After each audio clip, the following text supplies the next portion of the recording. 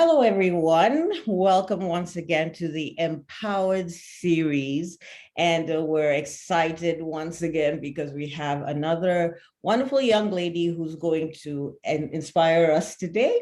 And as usual, you know what it is. You know what the Empowered series is. It's all about having conversations with women, social change makers, understanding what they do, what their motivations are, and what words of encouragement that they have for us. Today, we have the honor of hosting Mary Izobo, who I will introduce first and welcome very shortly to the series. So just like as usual, you know, we have this long series that these ladies have, and I'm always so proud to see them.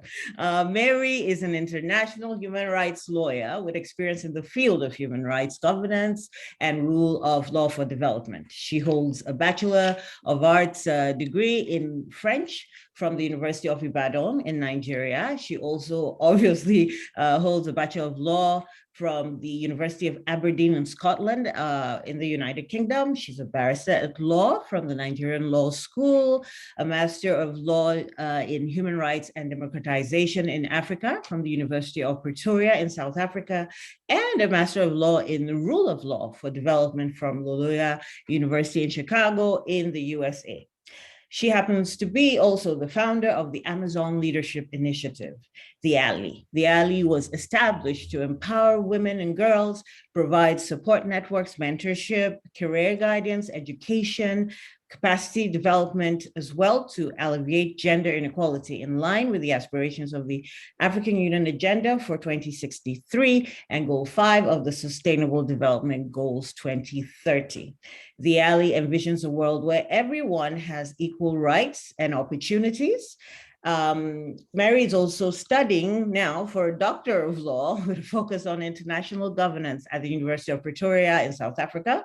Prior to that, she was legal advisor for the African Peer Review Mechanism, which is an organ of the African Union, and she has worked for the United Nations, the African Union Commission, the Pan-African Parliament, and the Institute for Strategic Litigation in Africa, as well as the Electoral Institute for Sustainable Democracy in Africa.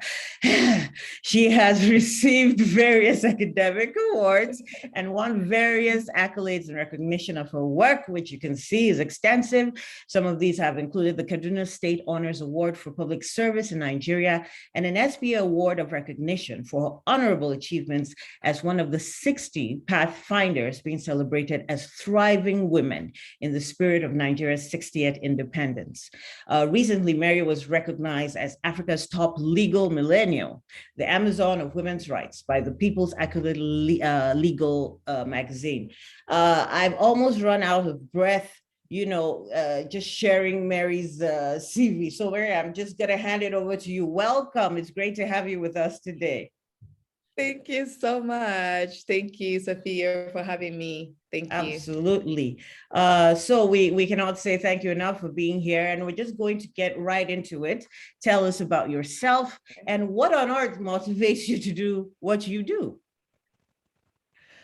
I mean, you already read my CV, so there's not much to say. My name is Mary Izobo. I'm a human rights lawyer. I'm a gender advocate, and I am studying for my PhD, Doctor of Laws, as we'll say, in law at the University of Pretoria, and I am studying international governance.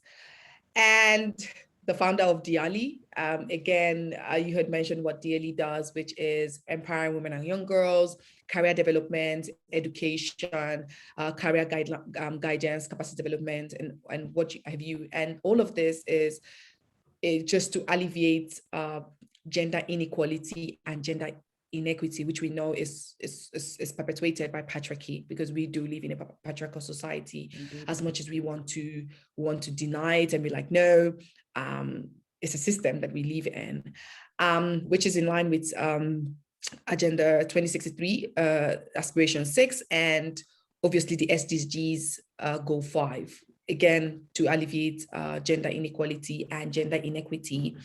And so what motivates me is my passion. I don't know where it comes from, but it's my passion for human rights, especially when it comes to the rights of women and young girls. That is something that I know sets my soul on fire every time anything comes across that has to do with women and young girls.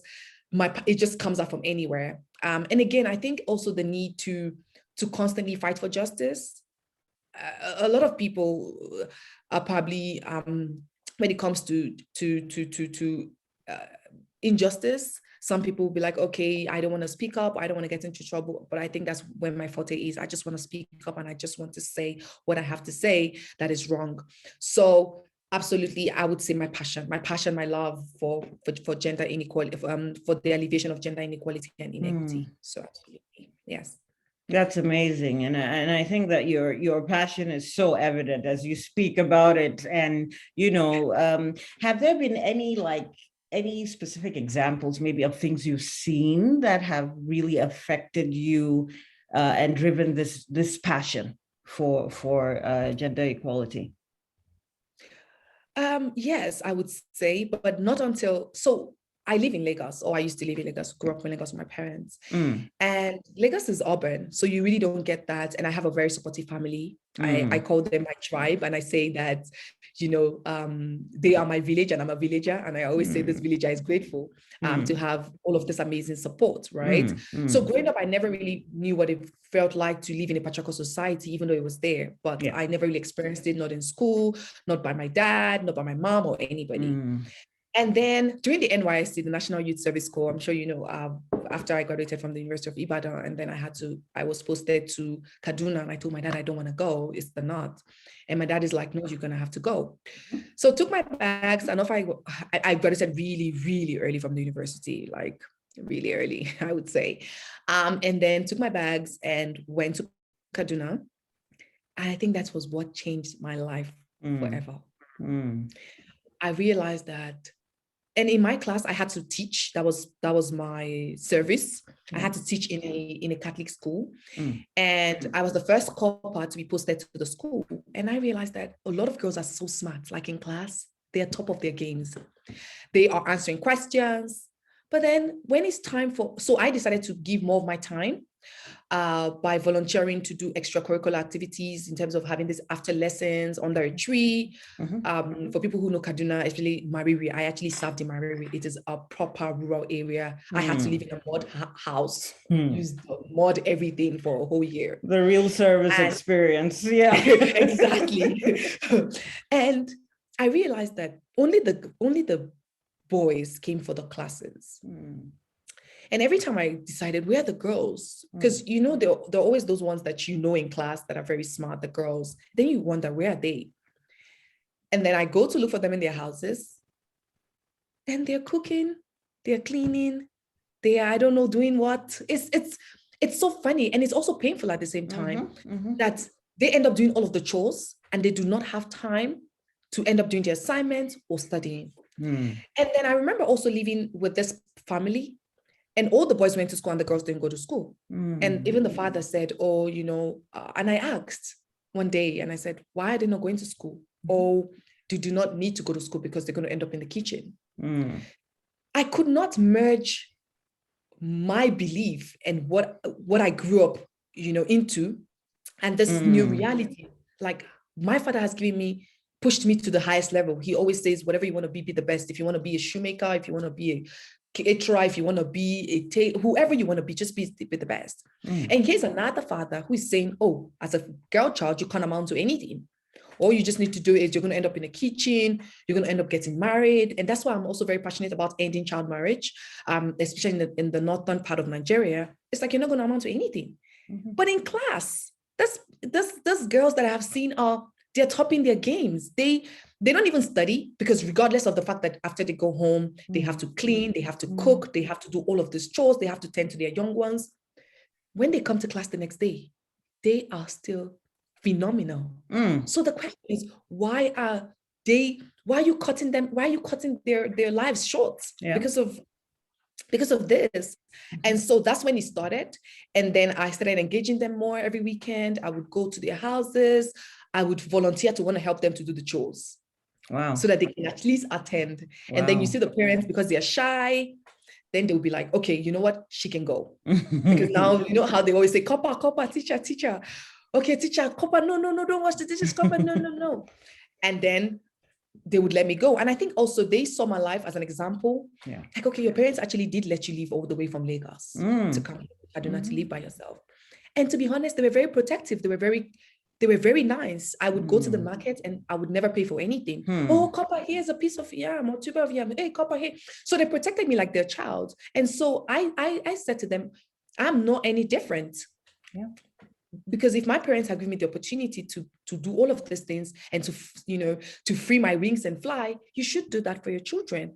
So I think that also gave them, it's like, okay, if she can do it, my child can do it also. They can do it as well. And then they started, letting them come for classes. And then I think that's also when I believed in myself more, that, okay, maybe I can also make a difference. Maybe I can also be the change that I want to see in the world. So, that's amazing and very inspiring, and kind of very important for people to hear, because sometimes when we speak about these statistics and any experience, it almost seems like it's out of a storybook. So it's really it's really good to hear someone who has gone through that and seen that firsthand. So let's switch a little and talk a little bit about the space, the civic space and human rights space in Africa and in Nigeria. How would you describe that space, civic and human rights in Africa and Nigeria in particular, presently?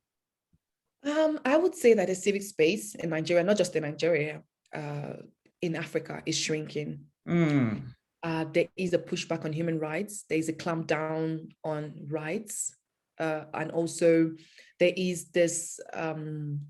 there's also the space where they're shrinking for civil society organizations, NGOs, with restrictive laws and policies, particularly.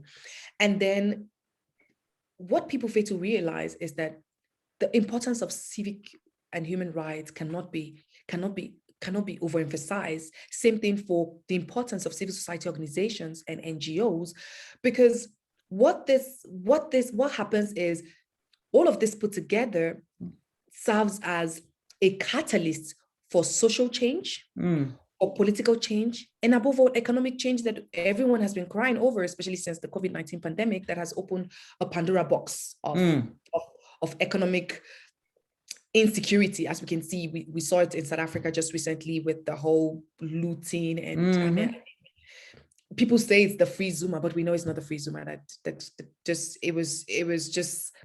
It just had to all happen, because of the economic situation in South Africa, and not just in South Africa, in Nigeria also, with the EndSARS movement, where for the first time people came up together and like, okay, we want to cry out against the system. And what happened? There was a clampdown again on their rights. People were shot, protesters were shot. The government is still hiding numbers of people that have died. They are still saying it's not true, it's a hoax, even though people actually recorded this happen live, and you're still denying. So you can see that it's just been shrinking. And aside from the civic and human rights space, you also realize that the authoritarianism as a form of government has started to creep in. Democracy in the last 10 years has declined horribly. Like, it's declined, especially when it comes to the right of freedom of assembly, the right to picket, the freedom of expression, of association. It's really declined. And it's something that I think that the governments have to look into. And even as citizens, we need to keep speaking up. We can't say that. I know it's scary. I think after what happened with the EndSARS in Nigeria, it would take a while before people would come up again and protest. Even though it is their civic and human right to do that. It's your right to protest. It's your right to freedom of assembly. It's your right to picket. It's your right to express how you feel, especially against the government, because the people elected the governments. They didn't just come of their own will. But it's just sad. I'll just say that it's shrinking. There's been a declining governance for the last 10 years, and the government needs to do more by removing the restrictive laws and policies, by opening up the space to allow us as citizens speak up and exercise our human rights. I mean, some great examples there, EndSARS and even Frizuma in South Africa, and several other, incidents, even with the Twitter ban in Nigeria, for example.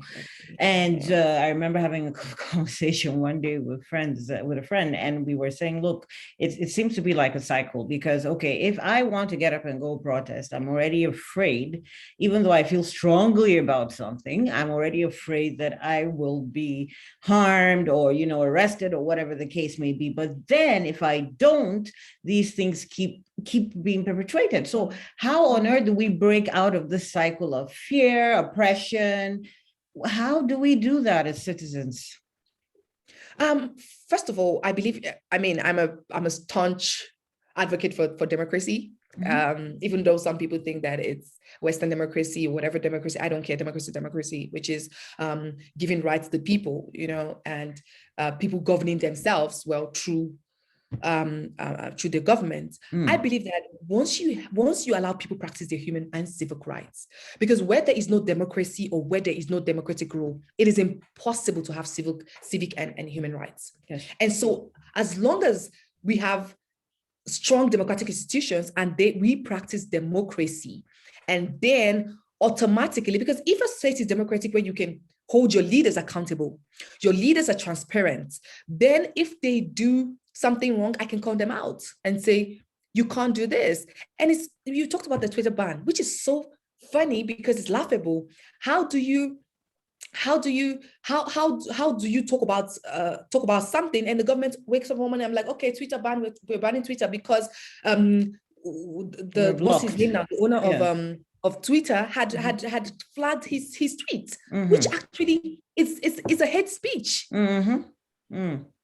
So it's, I don't know, it's something that it's when you think about it, it's just unfathomable. Like, how can a government be like this? But it's the situation that we are in right now. And so all our government needs to do is they need to practice democracy. That's all. We're not asking for too much as a people. We're just saying, practice democracy. If you should be held accountable. You should be transparent. And you owe us that much. You owe us that much you owe us that much because we put you there. You're not there to lead, you're there to serve and to serve us. So as long as there's no democracy, I believe there cannot be human rights and civic, the practice of human rights and civic, it's impossible, unfortunately. Impossible.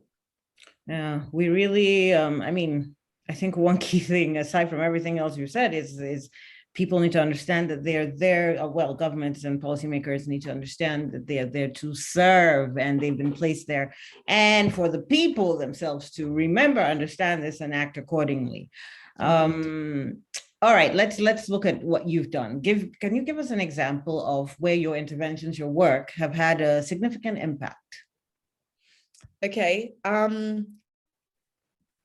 I was first start with where I was posted to in Kaduna. Like I said, that's where my eyes opened up to a different atmosphere. Yes. And the people were at war. They were at loggerheads, the Guza and the Mari community. And I was able to intervene single-handedly, and also the community. And we were able to create. So that's what serves as. So every time I look at it, I always see like a peace structure. And so we came up with a skills acquisition center for the women. So there was a border between Guza and Mariri, and they would always fight about the border, like, don't do this here, don't do this there. But because there was a school in Mariri, so everybody had to attend the school in Mariri. And some people from Guza would be like, no, don't attend the school. There's just the fight back and forth. But with the structure, and I said, okay, now I want to build a skills acquisition center. I want to contribute my quota before I leave. And then there was the fight again, back and forth of where to put it. And I said, at the end of the day, it's for the empowerment of women and girls. It doesn't matter whether you're a man and you're trying to do power tussle here. It doesn't matter whoever owns the land. At the end of the day, is the most important thing is for peace. And so it was amazing that they sat down. We all sat down together for the first time ever in like years, and had a conversation around it. And then they decided to build it right there at the border of Guza and Mariri, where both communities then attended it. We named it after the former governor, actually after former vice president also, because he became vice president of Nigeria, Namadi Sambo, which is still operational till date. And the communities came together also and gave me an award of commendation as the best copper for the work that I had done in bringing peace to the community. And also, aside that, capacity development, advocacy program is at the heart of DLE, which we've happened to do a lot of work in terms of webinars, training, informal meetings. But one thing, out of all of this work that I have done, right? One thing that I am so happy about is my mentorship program. I've started with a lot of girls, a lot of girls. I would not mention names for the privacy because I always tell them for the privacy is that one of them particularly, when she started with me, she was so timid. She would not say how she feel. She's just, when I say timid, I mean timid. And then last year, last October in September, and I said, oh, you have to speak at this, because I collaborated with Gwasha Marshall Trust to commemorate the International Day of the Girl Child. And I said, you have to speak. And when she spoke, I just could not believe it. It's like, how did we go from here, from this person to this person? And I think that's where my pride comes from, because even one of my mentee was called to the Nigerian bar last week on the 29th, 29th or 28th. And all of these things just makes me so happy. Two of my mentees also will be graduating from university next year. It's just, these are the things that I forget about all of those other things, but this is, I can, we try and read books every year. So what happens is that we have an annual calendar. Okay. And then, so we have a report for the year, all they hope to achieve. And then we speak once a month to discuss, how far have you gone with the work so far, because they have to tick all of those boxes, if not all, at least, nearly all of them. And our books that we've read so far is The Feminist Manifesto, Dear EWEI-TeS, and we've also read Slay in Your Lane by Uyinene and Yomi Adegoke. And currently we're reading The Heart of a Woman by Maya Angelou. And whenever we discuss, because during our monthly, we discuss, and I just see this change. I see the switch. It is beautiful to see, I would say. Yes, so it is. When we were speaking last month, we were talking about feminism. And I said to them, I was like, can you tell me what feminism is? And the definitions that I got from feminism was off the hook that I didn't even think about. I find myself learning every day because sometimes, even though I've read these books, I read these books like long time, like Feminist Manifesto, J. I read it like, I don't know, We Should All Be Feminists. I've read those books, I don't know, maybe like years ago, but I have to reread them because I'm reading it with them. And we take out like, what are your key points? What do you feel? And reading it through their lens is amazing.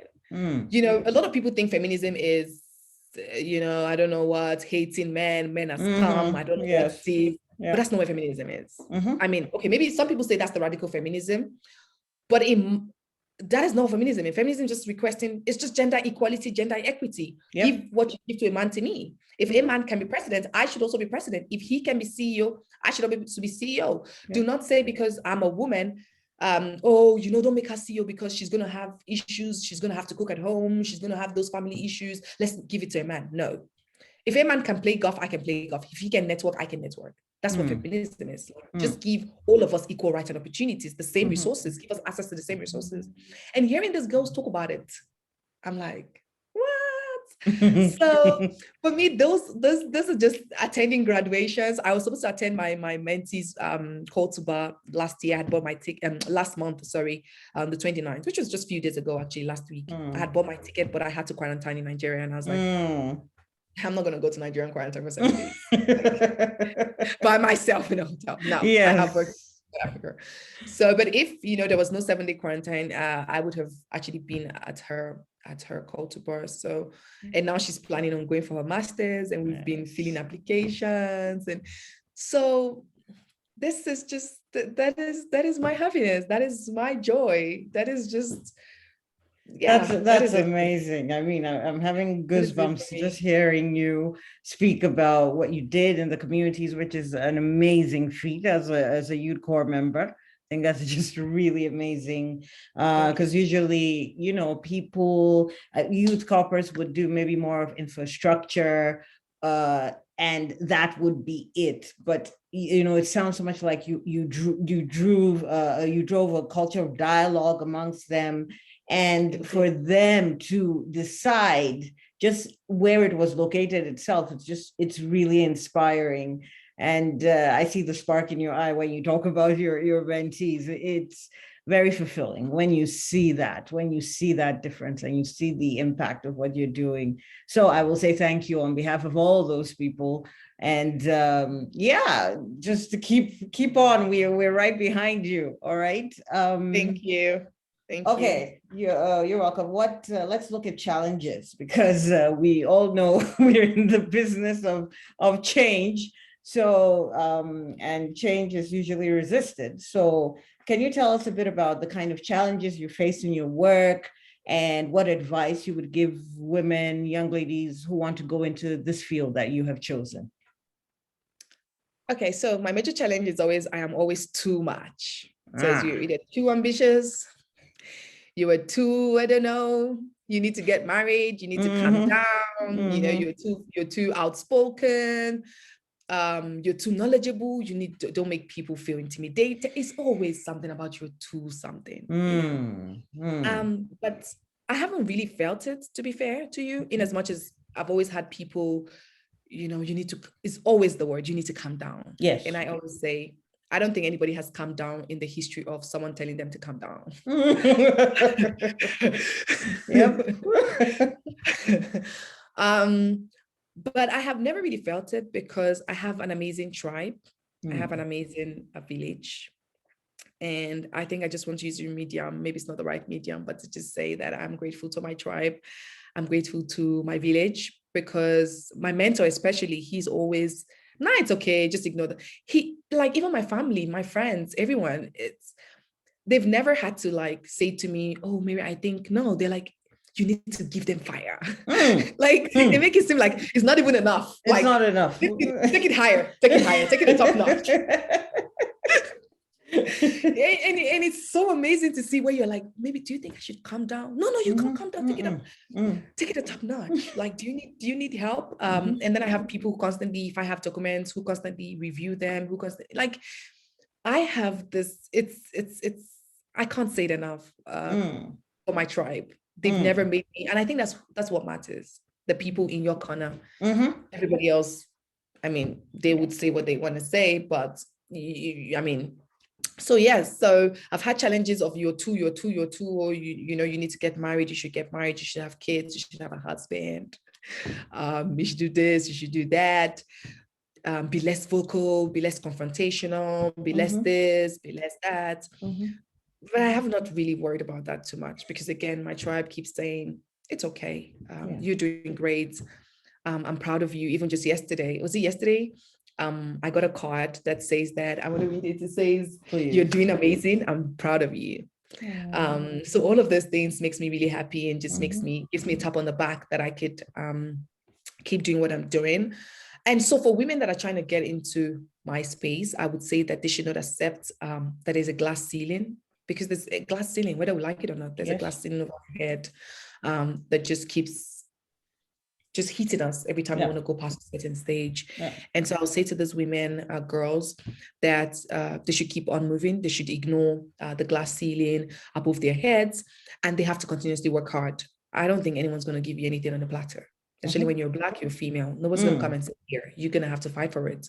And so they need to keep fighting to bring about social change, to make it easier for the generation coming after them. Because I always say that we are standing on the shoulders of women who've done it before us. I mean, we look at the likes of Okonjo-Iweala, we look at the likes of Obi Ezekwesili, we look at the likes of Amina J. Mohammed, of Michelle Obama, of Pumzile, of so many other women. They have done it. They have crawled so we can walk. And so now we have to walk for others coming after us to run. And so they need to keep pushing to break the glass ceiling, to bring about social change. And so basically my advice would be proactive and not reactive. So do not wait until you get to the glass ceiling and then try to break it. Start breaking it now, so that when you get there, you just break the glass ceiling and shatter the glass ceiling and break every barriers. Yeah. Very inspiring. I feel like I could listen to you all day speaking, honestly. Thank you. Thank you. Thank you. Absolutely. What's next over the next 5 years? What do you think? What's on the horizon? Okay, is it gonna be too? Is it gonna be too much if I say I want to No, be a please, minister? no, absolutely not. Go for it. um, yeah, I'm actually looking at in the next 5 years having an academy. That's why when I started the organization, I actually called it the Amazon Leadership Initiative because I felt like I would change it later to the Amazon Leadership Academy. Okay. So I had taught long term. Long ahead, yeah. So I'm hoping to have an academy where girls can actually get education and further their education to the highest level. I'm very big on education. I love education. So having an academy where young girls, women can actually get educated, have projects, for example, that would alleviate, because ending might just be too big a word in the next 5 years, but alleviate child marriage is something that I'm also very concerned about, especially with the girls in the North. And I haven't lived there for a year and knowing how they cared for me for the 1 year, I feel like I owe it to them. There's just that affiliation, familial affiliation I have that I want to do. And head an organization, just maybe Nigeria might call me and say, hello, Mary, you want to become the Minister of, Women Affairs or Foreign Affairs? Yes. And this is me packing my bags, holding my suitcases, and off I go. And if not, maybe just heading a UN organization. So all of these things are, and creating that social change for me, because with the whole COVID and deaths that have been happening, it's just made me rethink a lot. Like you just realize that life is fleeting. Yes. And the question is, what happens if anybody dies today? Yeah. What are you going to be remembered for? And so it's made me think a lot that maybe it's just not more about, the finance. I want to get a job. I want to get paid this amount. But now it's about the social change, because when you're on that bed dying, the cars will not do it for you. The house will not do it for you. The money in the bank will not do it for you. But the change that you've made and the legacy that you've left behind is what you will be remembered for. It's leaving your footprint in the sand of time. Yes. And so I'm trying to do everything possible, especially for this year. And I think it's something that we could also collaborate on. I've been saying I want to do this boot camp for young female leaders for the longest. Every time anybody asks me, I always talk about it for this year. I feel like now I sound like a broken record. Every time what's your plan for this year? I want to have a boot camp for young female leaders. Okay. But it's just something that, because I'm working and I'm doing my PhD and I'm also running this institution at the initiative. So it's a lot for me, but it's something that I'm looking to actually doing before the end of the year, to actually have young girls between the age of 16 to 25 attend this academy where they can actually learn from female luminaries. And when I say female, it does not mean it has to be like, I don't know, a director of something, just a woman here, just anybody, it's a luminary. So that at least they can learn and see that it's doable, because a lot of people think that achieving your dreams is so difficult. It is, there are challenges, but just take it one day at a time, and just having young girls listen to people who've done it, who are doing it, and who will still do it, would give them that zeal to keep pushing, to know that it's not unattainable, it's doable. So Okay, lots of very, I think, interesting plans ahead. And absolutely, we'll be very happy to collaborate on anything that furthers it's our very, very connected missions. So just rounding up now, can you tell us, if someone wanted to learn more about the Academy, support the Academy, how they can do that, and also any closing remarks you have? Okay. So to support the Academy, not now, hold on for another 1 year. But you can always contact me at info.theali.org. So it's info.theali.org@gmail.com, or my email address, which is mary mary.izobo@gmail.com, which is my first name dot my surname at Gmail, and see possible areas of collaboration for the academy, and even the boot camp for young female leaders, where I think once I have many people wanting to collaborate, absolutely, because I'm hoping to do it on a big scale where it's not just South Africa or just Nigeria, but even young Africans in diaspora can actually be part of the academy for a 3-day. I'm looking at Friday to Sunday, where they can actually learn.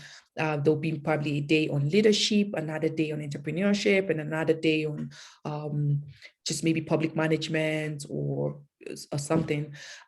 So I'm actually looking forward to ending the year with that. I think if I do, I'm able to carry out that project, it's something that I think I'll have an amazing end of the year. And for closing remarks, I actually wrote that down, and I'm going to actually read a quote by Caster Semenya. She is a South African Olympic athlete, and she's just somebody that whenever she speaks, it just gives me goosebumps.